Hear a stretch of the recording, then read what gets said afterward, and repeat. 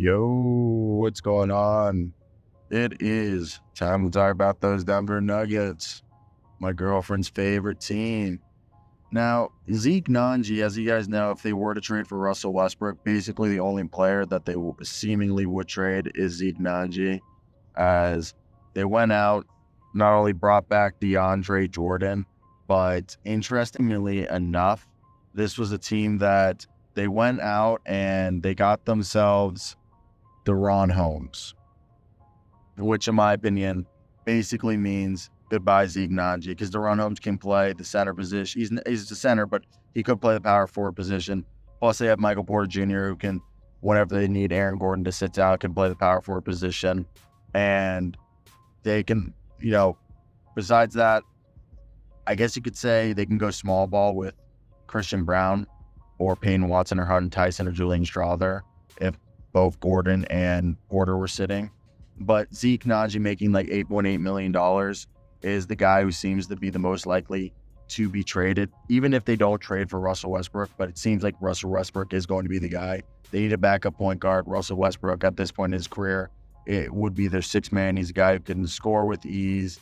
Additionally, he's a guy who, when you watch him play, he's a guy who we've seen repeatedly have success in terms of being someone who can really put the ball down and play really good defense, as well as be someone who, yes, I know someone's gonna be like, oh, he's a head case, this and that, but I think time and time again, like, he's someone who can still create for others. He can rebound well. When he's locked in, he's fantastic. He additionally is a really good defender.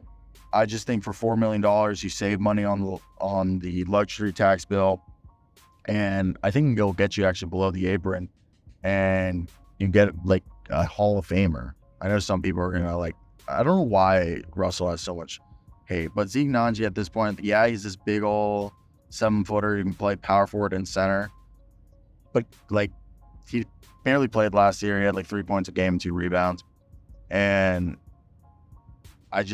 we don't really know what he is. And, the Clippers need backup centers. And he's somebody that I think they would like.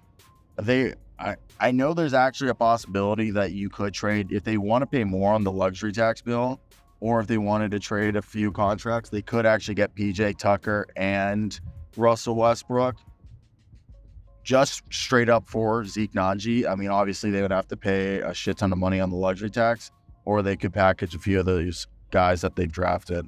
But besides that, I think just trading Zeke for Russell Westbrook. I'm trying to think of another guy that they could go out and get. Again, I think they fixed their front court. I think they want a point guard. Could Tyus Jones be someone that they go after, a 3-year deal?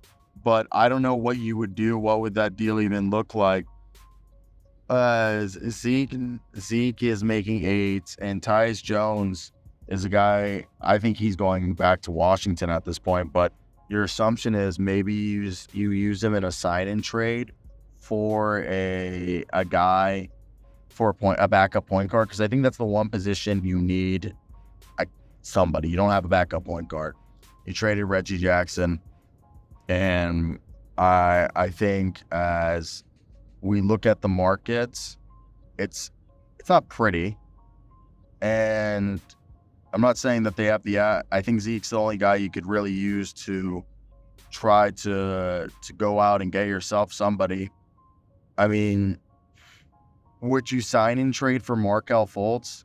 I don't think Orlando needs anyone. So what if Memphis signs and trade Pat Bev to Denver, 3-year, $9 million deal, basically a minimum deal, and you send Zeke Nnaji there because they're trying to trade Brook Lopez, and they save a bunch of money because then they'll allow them.